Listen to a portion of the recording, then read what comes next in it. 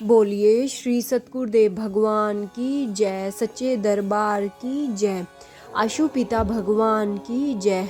गुरु प्यारे साधकों, बहुत से साधकों के मन में यह प्रश्न रहता है कि जब हम साधना करते हैं तो हमें कहाँ बैठकर साधना करनी चाहिए और कैसा आसन हमें साधना के लिए चयन करना चाहिए।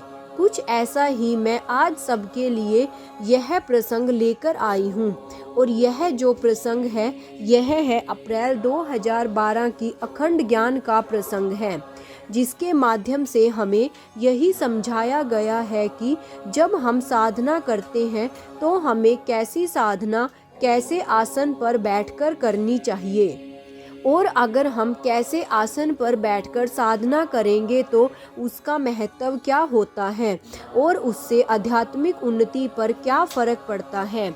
यह सब आज हम इस प्रसंग के माध्यम से श्रवण करेंगे। तो बिना किसी देरी के हम आज के इस प्रसंग को शुरू करते हैं, जिसका टाइटल है कि साधना के लिए आसन कैसा हो। इसमें बताया गया है कि साधना एक अभियान है, एक साधक की निजी क्रांति है जो हर साधक को अपने जीवन में कभी न कभी तो छेड़नी ही होगी। गुरुदेव श्री आशुतोष महाराज जी ने तो हमें ब्रह्म ज्ञान की अमूल्य दीक्षा दे दी, परंतु इस बीज को वृक्ष हमारी साधना ही बनाएगी। फूल को फल बनाने के लिए हमें ध्यान साधना की बागवानी करनी ही होगी। आज करें या कल, कल करें या परसों, इस जन्म में करें या अगले जन्म में, लेकिन इस अभियान इस साधना के बिना जीवन युद्ध में विजय नहीं है। गुरु प्यारे साधकों, कितना अच्छा इस प्रसंग के अंदर बताया गया है कि हमें साधना तो करनी ही होगी। अगर हम मुक्ति चाहते हैं इस जीवन में, अपने आप को कर्म बंधनों से मुक्त करना चाहते हैं तो हमें साधना तो करनी ही होगी कि हम साधना इस जन्म में करें या अगले जन्म में। ठीक है, आज करें या परसों करें, लेकिन साधना तो हमें करनी ही पड़ेगी। तो एक दृढ़ निश्चय करके कि हम साधना करेंगे और अवश्य करेंगे, क्योंकि यही एक मुक्ति का मार्ग है जो हमें इस भव सागर से पार उतार सकता है। क्योंकि गुरु का ज्ञान लेकर अगर हम अपने पास रख ले तो रखने मात्र से कल्याण नहीं है, हमें उसका यूज करना होगा, हमें साधना करनी होगी। जब तक हम किसी भी यंत्र का उपयोग नहीं करेंगे तब तक वह सार्थक नहीं है हमारे लिए।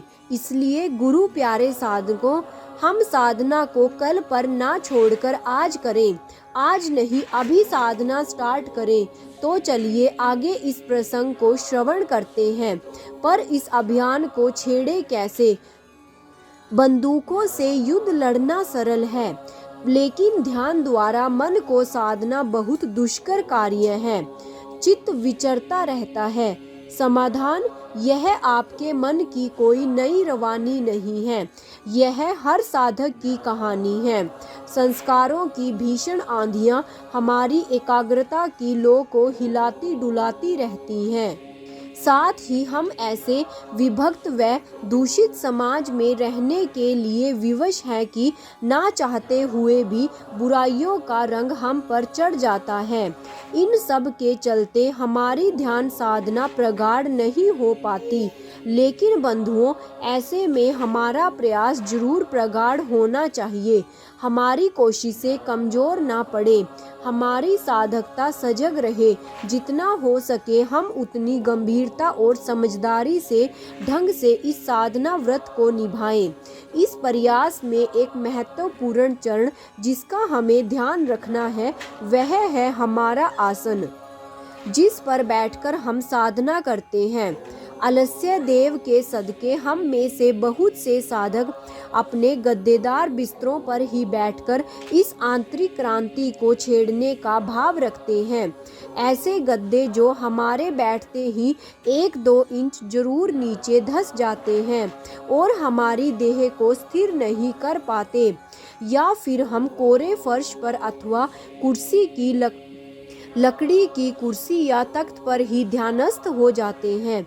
यह तो अत्यंत गलत है, हानिकारक भी सिद्ध हो सकता है, क्योंकि साधना के समय हमारे भीतर से उच्च दिव्य तरंगें निकलती हैं। यदि हम साधक फर्श या लकड़ी की तह पर बैठते हैं तो हमारी सारी ऊर्जा उनमें प्रवेश कर जाती है और इस तरह हम अर्जित ऊर्जा का एक बहुत बड़ा भाग व्यर्थ कर डालते हैं। इसलिए हमारा आसन ऐसा हो जो इंसुलेटर का काम करे, यानी जो हमारे शरीर की ऊर्जा है वह कहीं और ना जाकर हमारे शरीर के अंदर ही रहे। और इस संदर्भ में भगवान शिव माँ उमा को गुरु गीता में स्पष्ट समझाते हैं। वह समझाते हुए क्या कहते हैं कि ढीले ढाले वस्त्रों पर बैठने से दरिद्रता आती है, माने ध्यान ठीक ढंग से नहीं लग पाता।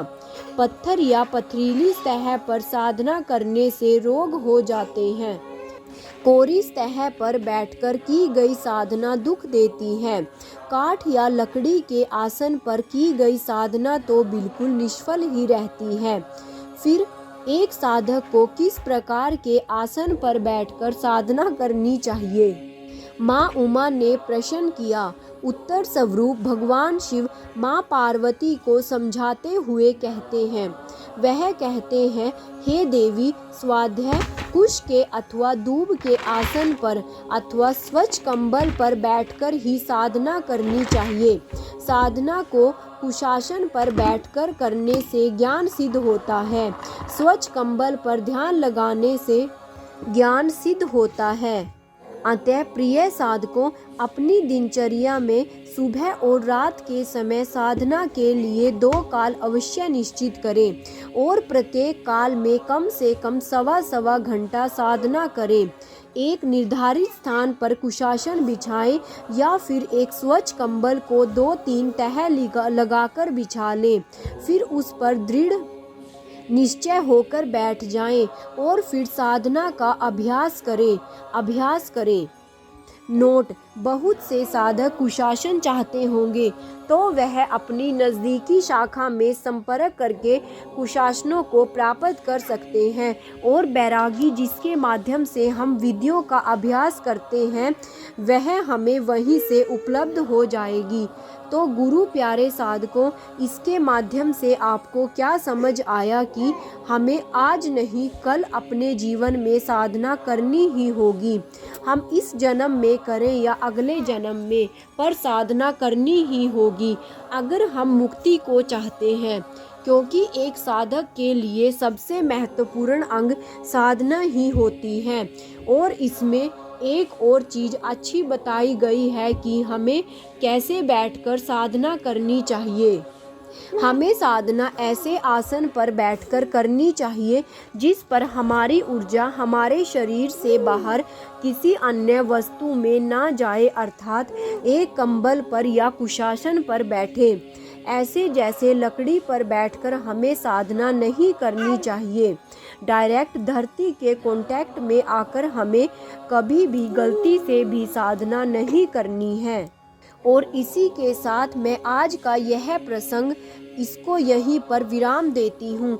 आपको आज का प्रसंग कैसा लगा और इसके माध्यम से आपको क्या संदेश मिला, यह आप कमेंट बॉक्स में कमेंट करके ज़रूर बताइए। तो बोलिए श्री सतगुरुदेव भगवान की जय, सच्चे दरबार की जय, आशु पिता भगवान की जय। जय श्री राम।